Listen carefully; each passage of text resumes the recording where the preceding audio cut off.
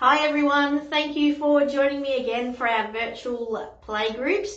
Today we're going to do just a couple of simple activities that you can do at home with the children, or the children, if they're a little bit older, might be able to do themselves. What we'll be doing as well is popping the links up on the page. So for anything like this, we'll be able to provide a link to it, so you'll be able to print it off at home and do it at home. Or of course something like this, a little face, you might be able to draw the outline for your children and they can fill the rest in. So this activity is in line with the dental health information that I delivered yesterday, and it's just a simple one, which is basically, asking the children to draw them your smile. So draw a self-portrait, but sometimes they might struggle a little bit. If you said draw a picture of yourself, they may not know what to do. You might end up with lovely designs, but they may not be sort of in keeping with the challenge that you've set. So I've found one of the really good ways is that you ask them, okay, guys, draw me some eyes. Now this is laminated. You could print it off and laminate it if you had those abilities, or of course, just give them some pencils and they'll be able to draw it as you go. But the beauty of it being on a whiteboard is that you can wipe it out and they can continue to use the same one over and over again. So it's a nice simple activity where draw me some eyes. Okay, great. Draw me a nose. Draw me your beautiful smiley teeth, and then the children will draw whatever they like, but it's just an ability to be able to, I suppose, picture themselves, and again, promoting that, look at your lovely smile. How can we make it better? Let's go brush our teeth. When should we brush our teeth? So having those conversations about, we really, really like it when you smile. The best way to keep a nice smile is to make sure you brush your teeth, and having those conversations where you're not telling the children what to do, you're just saying, and getting them to think about things. Plenty of colours, do some ears, we can do some hair. I feel like on my days off, my hair looks a little bit all over the place. But yeah, the children will really like this one, and it's one that you can pop up on the fridge, or, you can get them to do multiple ones. Maybe they could do a sleeping face. They could do all sorts of different faces. Maybe they could draw, Nan and Pop, or someone that they're missing. They could do a whole range of family faces. So yeah, that's a nice little simple activity. As I said, we'll pop the link up for that one, but it's a nice little one to ease into those discussions about talking about our dental health. Another nice easy one that we've got is called Create a Monster.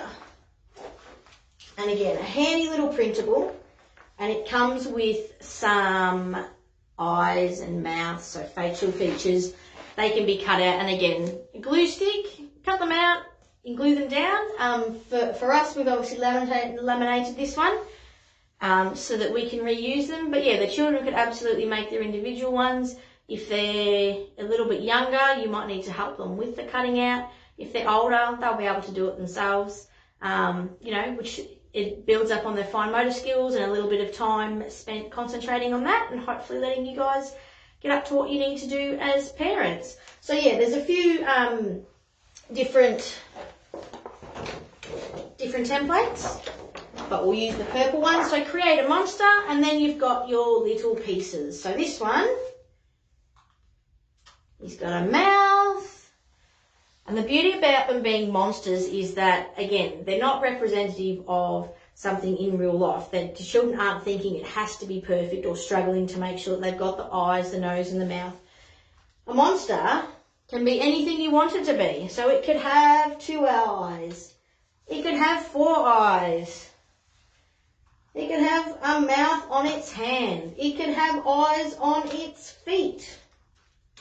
A monster can be whatever the child wants it to be. There's no right or wrong answer. So that is really fantastic, particularly in these times where children are feeling, they might be a little bit out of sorts, feeling a little bit under pressure or worried about what's going on in the world. This is a nice activity that can keep them occupied, but at the same time, there's no right or wrong answer. So they can do as they like. So he's a happy little fellow, and we'll be able to provide links to this activity. So that's a nice little easy one as well.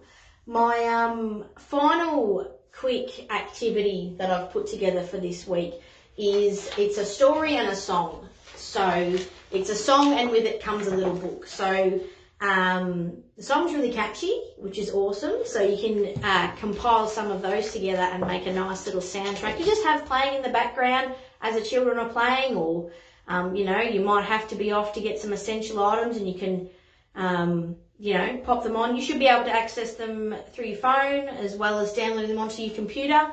I'll forward through some details on that. But yeah, it's a nice basic one. And again, for your older children, although, which is awesome, the schools are going to be doing some online learning. If you're ever looking for more or some weekend stuff, this has got a really nice, colourful book that goes with it. And it's got really, really simple words in it as well. So, you know, looking potentially at readers, or again, getting your older siblings to read to the younger siblings. So, and yeah, and it's all printable and it's all free to use. They're wonderful, wonderful resources. But I thought I'd just run through this one for you. I might pop our monster down, because it is a really, really nice tune. And it's called I Love Water. And don't we all?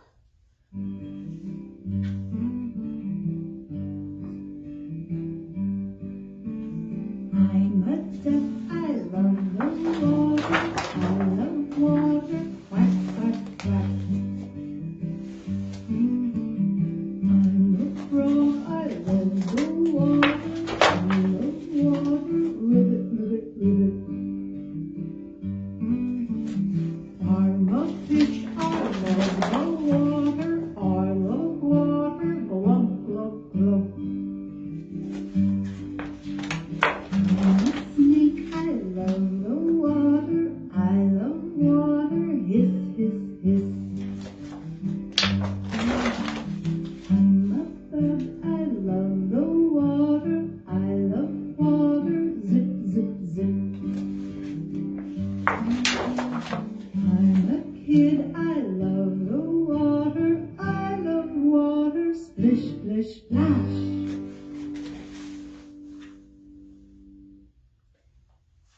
So yeah, just a nice, easy little book.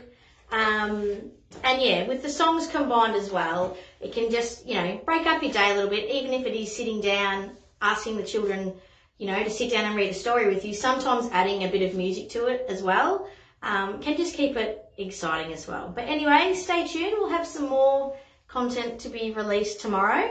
And then next week, you'll actually have Sarah delivering some, and she is amazing. So I'm sure you'll really enjoy that. But thanks for tuning in.